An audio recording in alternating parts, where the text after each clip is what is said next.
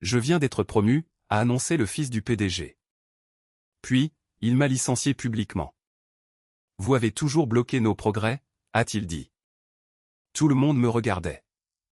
Je me suis levé, j'ai dit merci, et je suis sorti. Ensuite, ils m'ont demandé de signer le transfert de mon autorité de conformité. J'ai refusé. Quand la date limite de la SEC est arrivée, et qu'ils sont devenus conscients d'eux. Le jour où Tyler Williams m'a licencié, il souriait, comme s'il me remettait une médaille. Je viens d'être promu, a dit Tyler, en laissant ses mots flotter dans l'air. Les chaises ont grincé autour de la table du conseil d'administration. Quelques personnes ont applaudi, sans trop savoir combien d'eux. Tant elles devaient continuer. Je m'appelle Carl Henderson, j'ai 55 ans, et j'étais directeur de la gestion des risques chez Williams Capital Partners. Depuis 22 ans. Ce qui s'est passé ensuite a tout changé. Et dans le cadre de cette promotion, a poursuivi Tyler, je dois montrer l'exemple. Il m'a regardé droit dans les yeux. Carl, vous êtes licencié. Avec effet immédiat. Quelqu'un a inspiré. Brusquement derrière moi. Je suis resté assis. Pour quel motif, ai-je demandé. Ma propre voix m'a surpris. Elle était calme, claire. Il a ajusté sa cravate. Durant le temps où j'ai travaillé sous votre direction, vous avez, de façon constante, bloqué nos progrès. Vous avez été difficile à gérer. Difficile?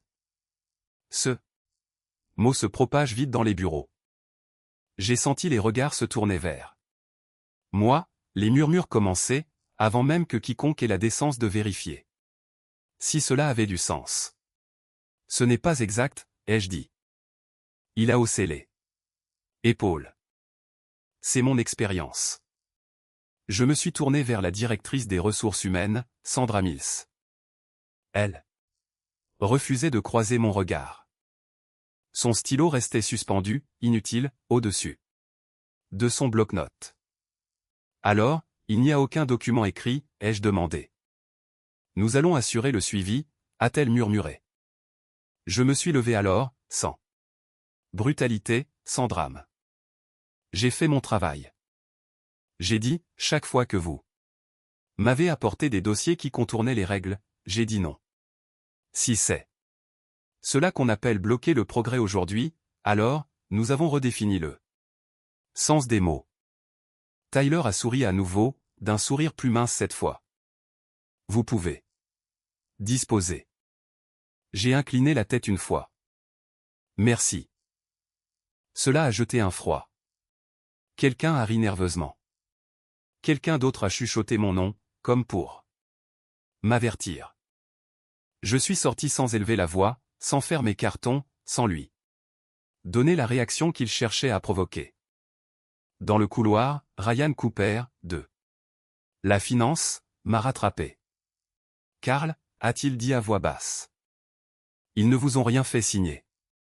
Je sais, ai-je répondu. Vous partez. Juste pour l'instant? Il a hésité. Je suis désolé. J'ai croisé son regard. Tu n'as pas à l'être. Derrière nous, la porte de la salle de conférence s'est refermée. À l'intérieur, ils étaient déjà en train de réécrire l'histoire. J'ai continué à marcher, mon téléphone a vibré une fois, affichant un numéro inconnu, puis s'est tu. Le temps que j'atteigne l'ascenseur, les murmures m'avaient suivi. Le temps que les portes se referment, le mensonge commençait déjà à s'installer. Et quelque part, à l'étage, quelqu'un était en train de réaliser qu'ils avaient pris une décision qu'ils ne comprenaient pas tout à fait. Au moment où j'ai atteint ma voiture, mon téléphone vibrait déjà. C'était un message de Rachel Garcia, des opérations. Je ne savais pas que c'était si grave. Un autre message, plus court, les RH disent qu'ils apporteront des clarifications plus tard. Clarifier? Le mot que les gens utilisent lorsqu'ils ont déjà choisi leur camp. Je ne suis pas parti tout de suite. Au lieu de cela, j'ai répondu à un appel de Rachel. Sa voix semblait tendue. Ils disent que tu bloquais les transactions, a-t-elle dit. Vieux jeu, difficile à vivre. J'ai fait appliquer la conformité, ai-je répondu. Je sais, a-t-elle dit rapidement. Je leur ai dit, mais... Il y a eu une pause. Ils n'ont pas insisté. Le courriel suivant est arrivé des RH avant midi.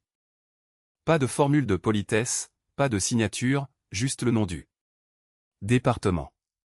Ce message confirme votre licenciement, effectif ce jour. C'était tout.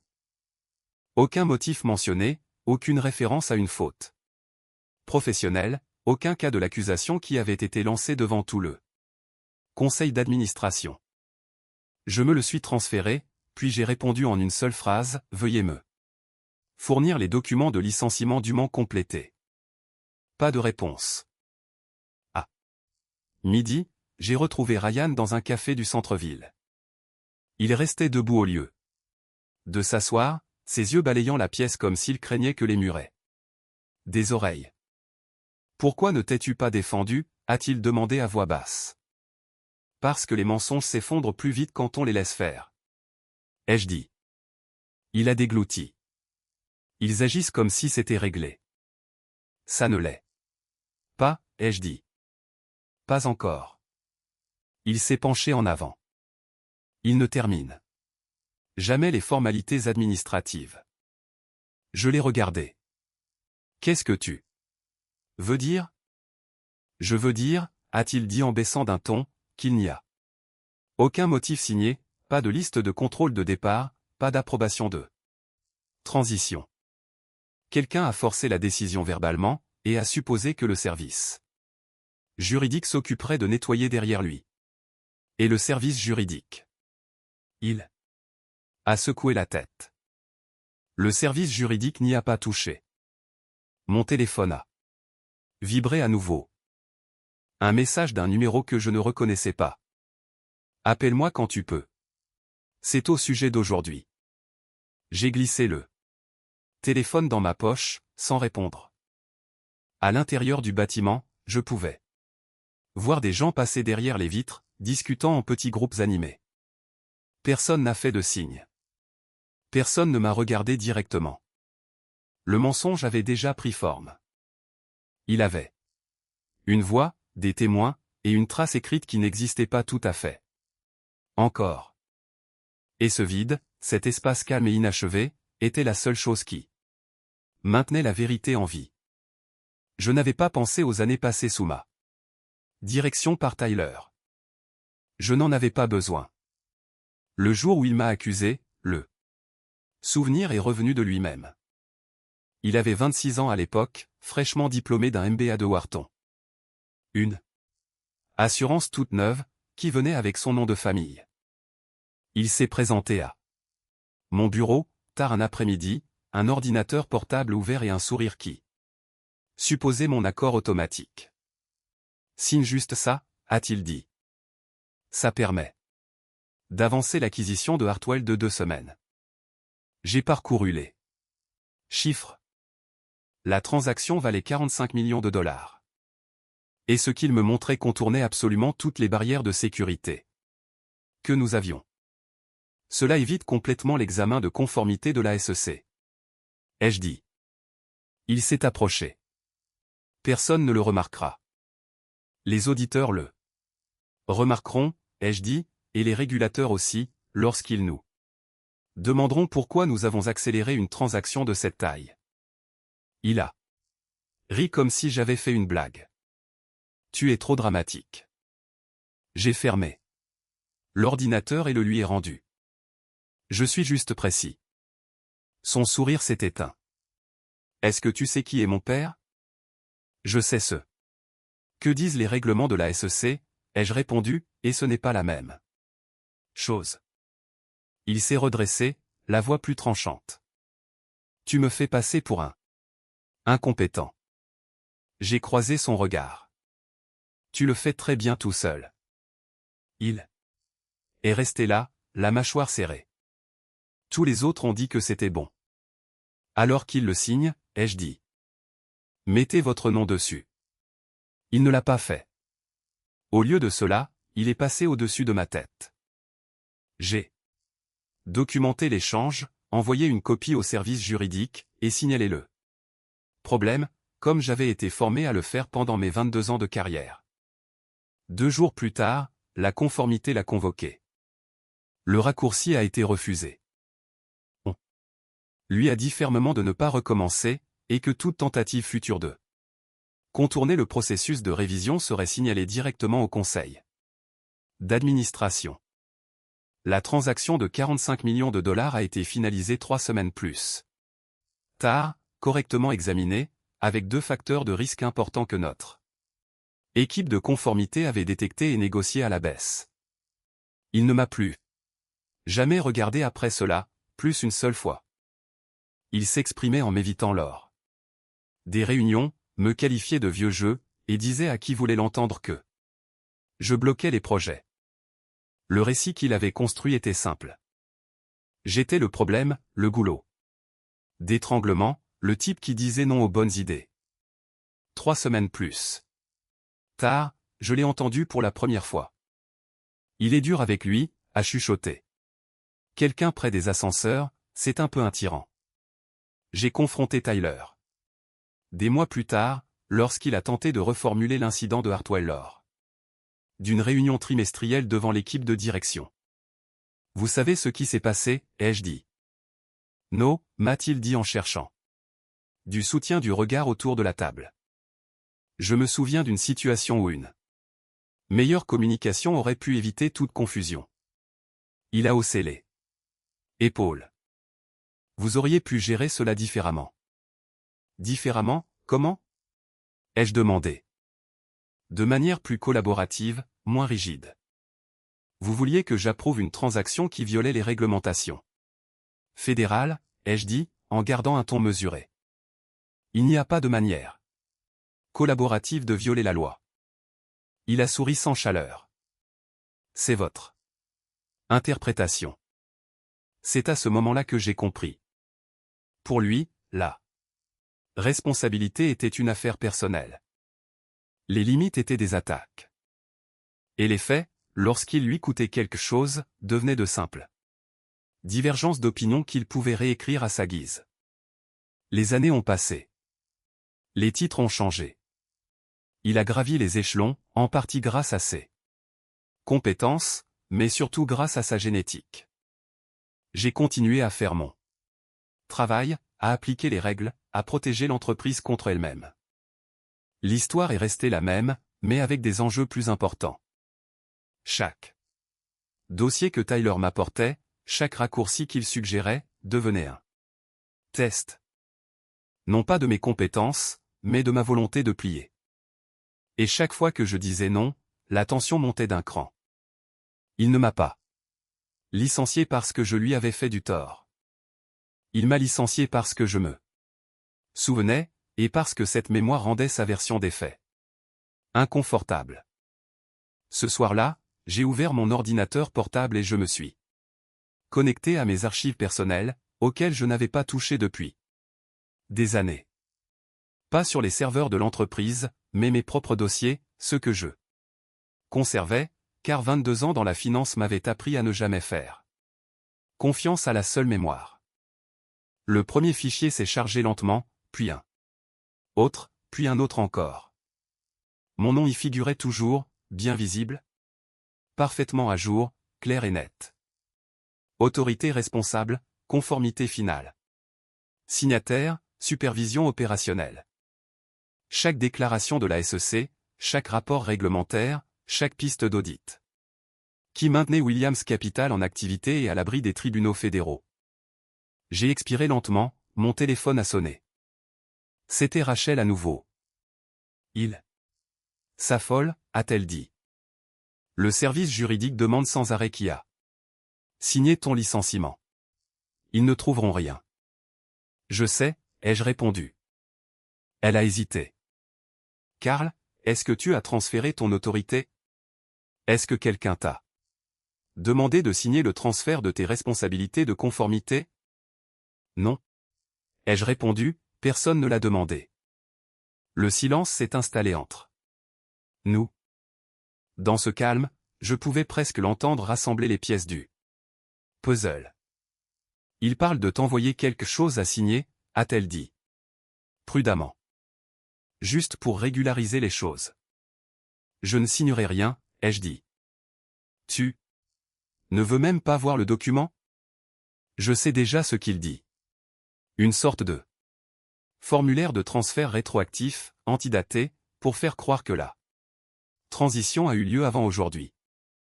Karl. Rachel, cela fait 22 ans que je fais ce travail. Je sais à quoi ressemble un licenciement en bonne et due forme, et ce n'est pas le cas ici. 20 minutes plus tard, le courriel est arrivé. Objet, demande de clarification. Pas d'excuses, pas de reconnaissance de ce qu'ils avaient fait. Juste un document en pièces jointes, pré-rempli, daté du matin même, me demandant de confirmer que toutes les responsabilités réglementaires avaient été correctement transférées avant mon licenciement. Le document était rigoureux, je dois le leur accorder. Il couvrait tout, des déclarations de la SEC aux communications avec la FINRA, de la supervision des audits au rapport de conformité. Il y avait même une section reconnaissant que le défaut de transfert de ces autorités pouvait entraîner des violations réglementaires et des sanctions potentielles. Ils savaient exactement ce qu'ils avaient fait, et ils savaient exactement ce que cela pouvait leur coûter. Je n'ai pas ouvert la pièce jointe. Au lieu de cela, j'ai transféré l'intégralité du courriel dans un dossier personnel intitulé « Preuve » et j'ai répondu par 4 mots « Je ne consens pas ». Le téléphone a sonné. 15 minutes plus tard. Une voix inconnue, très professionnelle. Karl, ici. Victor Adams, du cabinet Adams & Associates, conseiller juridique externe. A-t-il dit d'un ton sec et formel. Nous espérons résoudre quelques incohérences de procédure. Il n'y a pas d'incohérence, ai-je dit. Il y a un vide. Il a marqué une pause. Vous comprenez l'impact potentiel que cela pourrait avoir sur le cabinet. Je comprends parfaitement l'impact que cela a déjà, ai-je répondu. Nous ne cherchons pas à rejeter la faute sur qui que ce soit, a-t-il dit, ce qui, en langage d'avocat, signifie « nous rejetons absolument la faute sur quelqu'un. Mais pas sur notre client. » C'est intéressant, ai-je dit. Parce qu'hier, votre client a fait exactement cela. Une autre pause, puis d'une voix plus douce, si vous pouviez juste examiner les documents que nous vous avons envoyés. Je les ai examinés. Je les ai refusés. Mon implication s'arrête là. Monsieur Henderson, je devais vous faire comprendre une chose. Williams Capital gère 500 millions de dollars d'actifs. Ils ont des obligations réglementaires qui ne s'arrêtent pas pour des questions de personnel interne. Je sais, ai-je dit. J'ai rédigé la plupart de ces rapports d'obligation. Alors vous savez que les CC autorités en suspens créent une exposition au risque. Ce n'est pas moi qui ai créé ce vide, ai-je dit, et je ne le résoudrai pas pour vous non plus. Quand l'appel a pris fin, j'ai fermé l'ordinateur. Pour la première fois en 22 ans, je n'étais plus le problème de Williams Capital. Je n'étais plus leur filet de sécurité, leur garant de la conformité. Le type qui s'assurait que les comptes étaient justes et que les régulateurs restaient satisfaits. Pour la première fois depuis des années, j'ai laissé mon autorité là où elle était, intacte, non transférée, toujours mienne. Et quelque part, de l'autre côté de la ville, les avocats comprenaient que Karl Henderson n'allait pas nettoyer leur gâchis à leur place. Le lendemain matin apporté de la pluie, et un appel de Ryan. Sa voix était tendue. Ça empire, a-t-il dit. Victor Adams est arrivé sans prévenir. Il n'a pas pris de rendez-vous, il est juste entré dans le bureau de Scott avec quelqu'un de l'équipe de liaison de la SEC. Je m'attendais à cet appel, mais il a tout de même donné un goût amer à mon café. Qui était avec lui? Jennifer Wilson. Elle s'occupe de la coordination réglementaire. Je connaissais Jennifer. Rigoureuse, respectueuse. Des règles, allergique à tout ce qui ressemblait à un raccourci de conformité. Si elle posait des questions, cela signifiait que la SEC était déjà attentive. Qu'est-ce qu'il voulait? Des documents, des signatures, une trace écrite. Montrant que votre licenciement a été géré correctement. Ryan est resté silencieux un moment. Et il n'y a rien, Carl. Absolument rien. Tyler a fait l'annonce, les RH ont envoyé un courriel, et tout le monde a supposé que quelqu'un d'autre s'occuperait des détails. La pluie tombait plus fort maintenant. Quelque part, dans le centre-ville de Nashville, des avocats apprenaient la différence entre vouloir que quelque chose soit fait et le faire. Réellement. À quel point est-ce grave, ai-je demandé, même si je le savais déjà. Jennifer a demandé à voir votre lettre de démission formelle. Lorsqu'ils n'ont pas pu la produire, elle a demandé les documents de transition. Lorsqu'ils n'ont pas pu les fournir non plus, elle a demandé qui détient actuellement votre autorité de signature réglementaire. Ryan s'est tu un instant. Ils n'ont pas pu répondre. Carl, personne ne sait qui est censé signer les rapports de la SEC, qui gère les communications avec la FINRA, ni qui est responsable des attestations de conformité trimestrielles qui doivent être déposées la semaine prochaine. J'ai posé mon café. La semaine prochaine, mardi. Le dossier de conformité du troisième trimestre exigeait la signature du directeur de la gestion des risques, et Williams Capital n'en avait plus. Cet après-midi-là, j'ai reçu un appel que j'attendais à moitié, tout en espérant qu'il n'arrive pas. Carl, ici Jennifer Wilson, de la coordination réglementaire de la SEC. Sa voix était formelle, prudente. Quand Jennifer Wilson vous appelait directement, cela signifiait que quelqu'un avait déjà repéré un problème, et voulait des réponses avant que cela ne prenne de l'ampleur. Bonjour, Jennifer. Je vous appelle au sujet de Williams Capital Partners. Il semble y avoir une certaine confusion concernant les attributions actuelles d'autorité réglementaire. Je me suis adossé à ma chaise. Par ma fenêtre, je pouvais voir des gens normaux vivre des vies normales, promener leurs chiens, relever leurs courriers, des problèmes qui pouvaient se résoudre par des discussions et du bon sens. Quel genre de confusion? Eh bien, selon nos dossiers, vous êtes enregistré comme directeur de la gestion des risques et signataire principal de la conformité pour toutes les déclarations de la SEC. Mais quand j'ai contacté Williams Capital ce matin au sujet de leur attestation trimestrielle, ils m'ont informé que votre contrat avait été résilié. C'est exact. Je vois. Et y a-t-il eu un transfert formel de ces responsabilités? La question est restée suspendue dans l'air.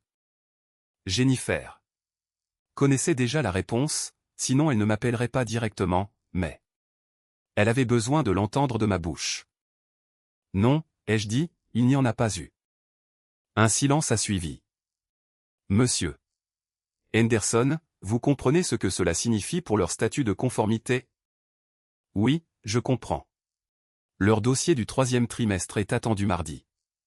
Sans signataire officiel, ils sont en violation des exigences de déclaration fédérale. Je connaissais assez bien Jennifer pour comprendre ce qu'elle ne disait pas explicitement. Williams Capital était à 72 heures de sanctions réglementaires qui feraient passer leur crise actuelle pour un inconvénient mineur. Est-ce que quelqu'un de Williams Capital vous a contacté à ce sujet, a-t-elle demandé. Oui, et j'ai refusé de coopérer. Nouvelle pause. Lorsque Jennifer a repris la parole. Son ton était neutre et professionnel, mais je sentais les rouages tourner. Je dois vous poser la question directement, Monsieur Henderson. Selon votre avis professionnel, et compte tenu de votre connaissance de la conformité actuelle de Williams Capital, la SEC doit-elle s'inquiéter de leur capacité à respecter les exigences réglementaires fédérales? La question que tout responsable de la conformité redoute, et pour laquelle il s'entraîne toute sa carrière. Ce moment où il faut choisir entre la loyauté envers un ancien employeur, et l'intégrité envers le système qui stabilise les marchés financiers. Jennifer, je ne peux pas me prononcer sur leur situation actuelle puisque je n'y travaille plus. Ce que je peux vous dire, c'est que jusqu'à hier matin, j'étais le seul signataire pour toutes les déclarations majeures de conformité. Et qu'hier après-midi, cette autorité n'avait été formellement transférée à personne d'autre. Elle est restée silencieuse un long moment. Je vous remercie pour votre franchise, Monsieur Henderson. Quelqu'un va prendre contact avec Williams Capital très rapidement. Après qu'elle a raccroché, je suis resté assis dans ma cuisine, alors que la pluie crépitait toujours contre la fenêtre, réalisant que mon refus silencieux de coopérer venait de déclencher une enquête formelle de la SEC. Tyler Williams m'avait licencié pour faire une démonstration de force. Mais le pouvoir, le vrai pouvoir, ne vient pas des titres ou des noms de famille. Il vient du fait d'être la personne dont les autres ont besoin pour empêcher leur monde de s'effondrer. Et je n'étais plus cette personne pour Williams Capital. Mon téléphone a vibré. Un SMS d'un numéro inconnu, nous devons parler, tout de suite. J'ai ignoré le message. 20 minutes plus tard. Un autre, la SEC pose des questions. Cela concerne tout le monde. Puis mon téléphone a sonné. Scott Williams en personne. Carl, nous avons un problème. Non, ai-je dit, vous avez un problème. Ne joue pas au plus malin avec moi. Jennifer Wilson vient de quitter nos bureaux. Elle traite cela comme une enquête formelle. Je pouvais entendre la tension dans sa voix, celle de quelqu'un habitué à contrôler les événements, et qui réalise soudain que la situation lui échappe. Qu'est-ce qu'elle voulait? Des documents qui n'existent pas. Des signatures qui n'ont jamais été recueillies. Une trace écrite montrant que ton licenciement a été effectué conformément aux exigences fédérales. Scott a marqué un temps d'arrêt. Et nous avons besoin de ton aide pour régler ça. J'ai regardé la pluie tomber. Scott, hier, ton fils m'a licencié devant tout. Le conseil d'administration m'a accusé de faute professionnelle, et m'a fait escorter vers la sortie comme si j'étais une menace pour la sécurité. Aujourd'hui, tu me demandes mon aide. C'est plus important que ce qui s'est passé hier, a-t-il dit. Jennifer Wilson a mentionné des sanctions potentielles, des poursuites. Elle a utilisé l'expression un manquement répété à la conformité, cela a attiré mon attention. Répété. Elle ne s'intéressait pas seulement à mon licenciement. Elle examinait tout. Chaque dossier que Tyler avait accéléré. Chaque raccourci qu'il avait essayé de prendre. Chaque fois que j'avais dit non, elle voulait savoir pourquoi. Je comprenais maintenant. La SEC n'enquérait pas simplement sur un licenciement raté. Elle cherchait à savoir si Williams Capital avait instauré une culture de contournement des règles, avec moi comme pare-feu pour éviter les ennuis. And now the firewall was gone. À quel point êtes-vous en difficulté, ai-je demandé. Scott est resté silencieux un moment. Honnêtement, je ne sais pas. Jennifer n'a rien dit, mais elle a demandé les dossiers financiers des 3 dernières années. Elle veut examiner chaque transaction majeure, chaque décision de conformité, chaque dossier approuvé ou rejeté. L'acquisition de Hartwell. Ai-je dit. C'est la première chose qu'elle a demandé. Comment as-tu? Il s'est arrêté. Bien sûr. C'était la transaction de 45 millions de dollars où Tyler avait tenté d'éviter le contrôle de la SEC. La transaction que j'avais forcé à passer par les canaux réguliers, ajoutant 3 semaines au calendrier. Et sauvant probablement Williams Capital d'une amende massive. Scott, tu dois comprendre une chose. Je ne suis plus ton employé. Je ne suis pas ton dépanneur. Je ne vais pas régler cela pour toi. Qu'est-ce que tu veux? De l'argent? Une réintégration? Des excuses publiques? Je veux ne pas être impliqué. Tu es déjà impliqué, Karl. Ton nom est sur chaque document. Ta signature est sur chaque déclaration. Que tu le veuilles ou non, tu fais partie de cette histoire. Il avait raison, et nous le savions tous les deux. Mais il y avait une grande différence entre faire partie d'une situation et être responsable de son nettoyage. Bonne chance, Scott. Attends. J'ai raccroché. 1 heure plus tard, Tyler a appelé. Sa voix avait changé, elle était plus faible. L'arrogance de la veille avait fait place à ce qui ressemblait à de la panique. Karl, je dois te demander quelque chose. Je t'écoute. Quand Jennifer Wilson va examiner le dossier Hartwell, qu'est-ce qu'elle va trouver? J'ai failli sourire. La vérité, à savoir que tu as essayé de contourner les règlements fédéraux pour accélérer une acquisition de 45 millions de dollars, et que je t'en ai empêché. Silence. Est-ce que ça va faire mauvaise impression? Tyler, tu as essayé d'éviter le contrôle de la SEC sur la plus grande transaction de l'histoire de l'entreprise. À ton avis, comment cela va-t-il être perçu? Mais tout s'est bien passé. La transaction a abouti. Tout le monde a gagné de l'argent. Elle a abouti parce que je l'ai forcé à suivre la procédure légale, parce que je t'ai obligé à respecter les règles que tu voulais ignorer. Un autre silence. Quand il a reparlé, sa voix s'était encore affaiblie. Est-ce que tu peux nous aider à leur expliquer cela? Non. Karl, s'il te plaît. Mon père, l'entreprise. Tout cela pourrait tout détruire. Tu aurais dû y penser hier, ai-je dit, avant de lui raccrocher au nez à lui aussi. Les 48 heures suivantes se sont déroulées à toute vitesse.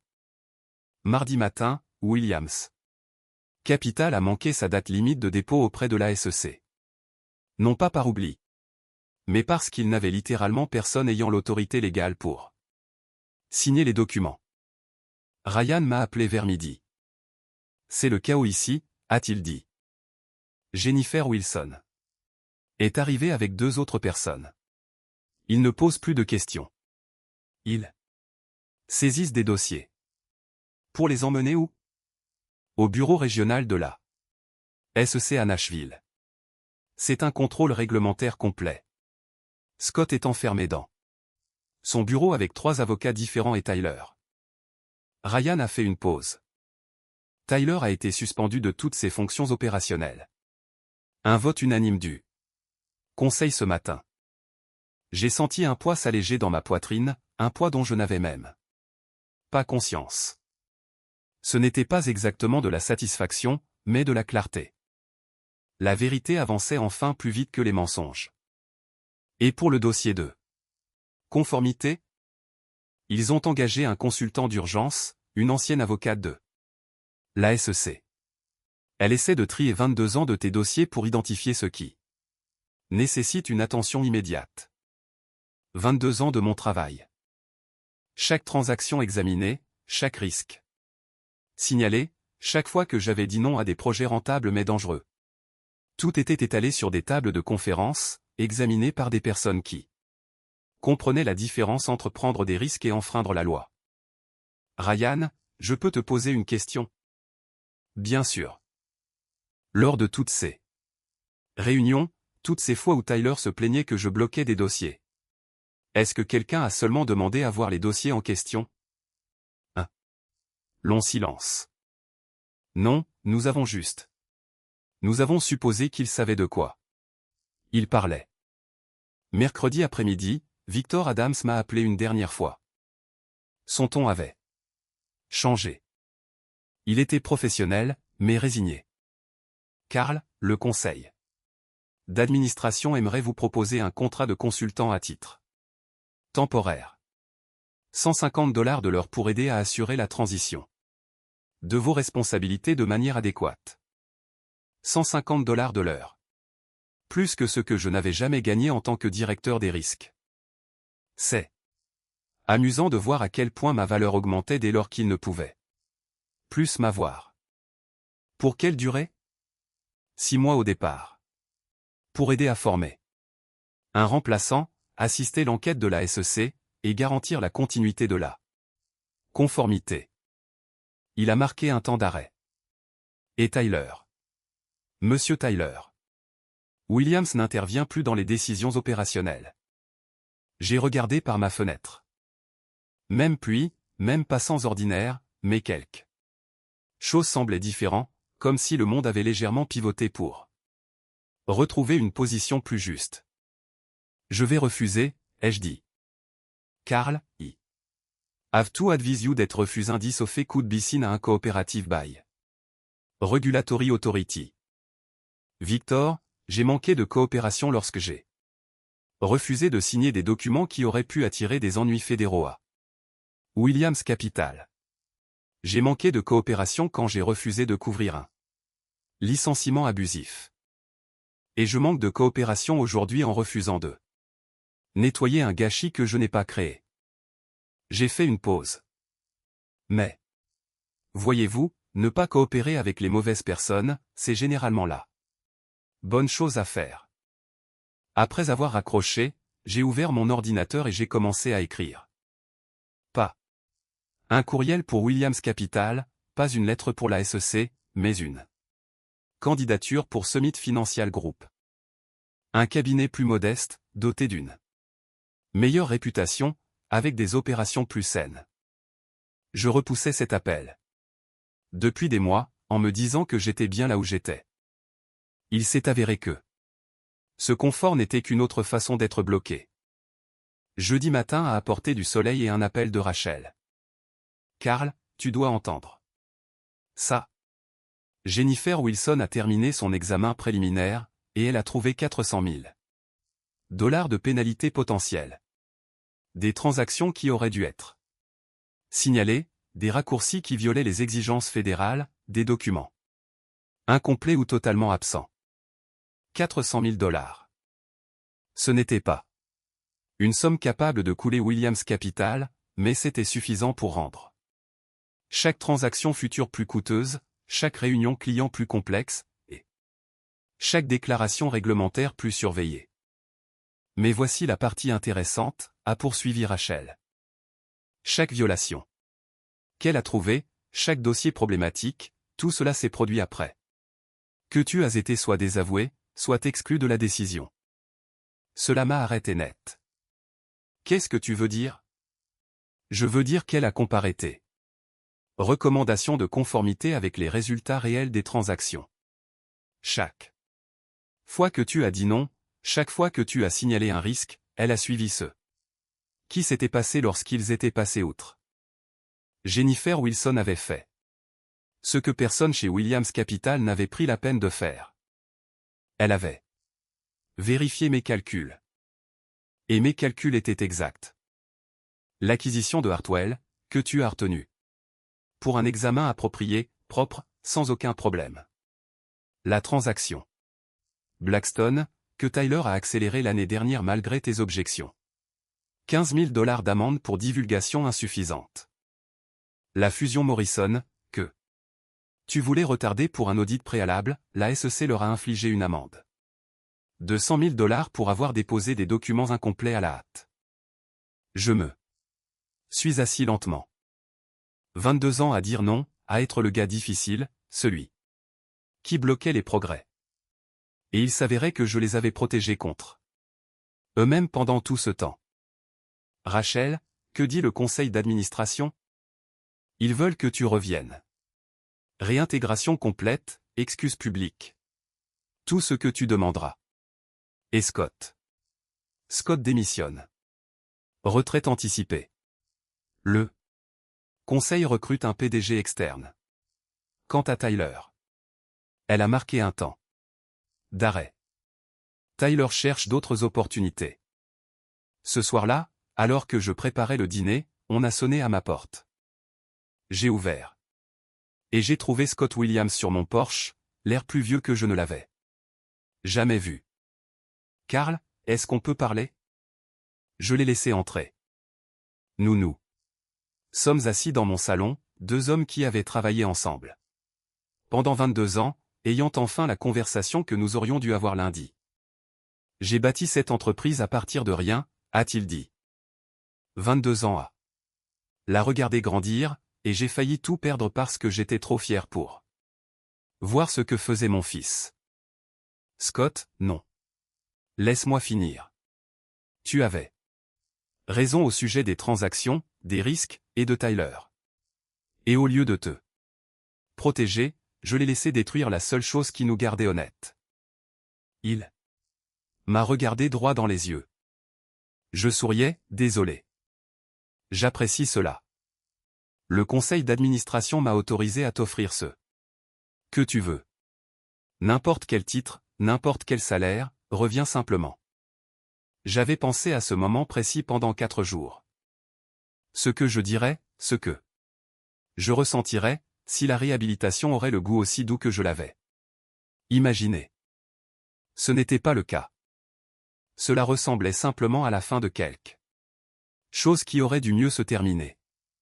Scott, j'ai déjà accepté un autre poste. Il a scié. Où ça? Chez Summit Financial Group. Je commence lundi. Nous pouvons nous aligner sur n'importe quelle offre. Ce n'est pas une question d'argent. C'est une question de travailler dans un endroit qui valorise ce que je fais, avant dit. Être contraint par les régulateurs fédéraux. Il a hoché la tête lentement, comprenant la situation. Et Tyler? J'ai pensé à ses appels paniqués, à ses tentatives désespérées de réécrire l'histoire, à sa croyance que les problèmes se résolvent en parlant plus fort ou en portant le bon nom de famille. Tyler a appris ce que chaque responsable de la conformité sait déjà, ai-je dit. Les règles ne se soucient pas de savoir qui est votre père, et la vérité non plus. Scott s'est levé, et m'a tendu la main. Merci pour tout, Karl. Oui. Dignité de Zerview. J'ai serré sa main. Vous méritiez une meilleure direction. Vous n'avez simplement pas fait le bon choix. Lundi matin, j'ai commencé mon nouveau travail. Même activité, autre bâtiment. But the coffee tasted better. Et quand je disais non à quelque chose, les gens me demandaient pourquoi, au lieu de se demander pour qui je me prenais. 6 mois plus tard, j'ai appris que Williams Capital s'en sortait bien. Nouveau PDG. Nouvelle politique, et un nouveau respect pour le mot « non ». Tyler a trouvé du travail dans un cabinet plus modeste à Memphis. Aucune autorité de conformité, aucune approbation de transaction, juste des analyses financières de base. Parfois, la meilleure vengeance n'est pas ce que l'on fait, c'est ce que l'on ne fait pas. C'est refuser de sauver les gens des conséquences de leur propre choix. Et parfois, si l'on est assez patient, la vérité finit par rattraper tout le monde. 22 ans de carrière m'ont appris que l'intégrité ne consiste pas à être aimé. Elle consiste à bien dormir la nuit, en sachant que l'on a fait ce qui était juste au moment où cela comptait le plus. Durant ces 22 années, j'ai appris que les batailles les plus difficiles ne se mènent pas avec des mots ou des armes. Elles se gagnent simplement en refusant de compromettre ses principes, alors même que tous les autres s'attendent à vous voir plier. Parfois, rester immobile est le choix le plus puissant que l'on puisse faire, car l'intégrité n'a pas besoin de courir après la réhabilitation. Elle attend simplement que la vérité se manifeste.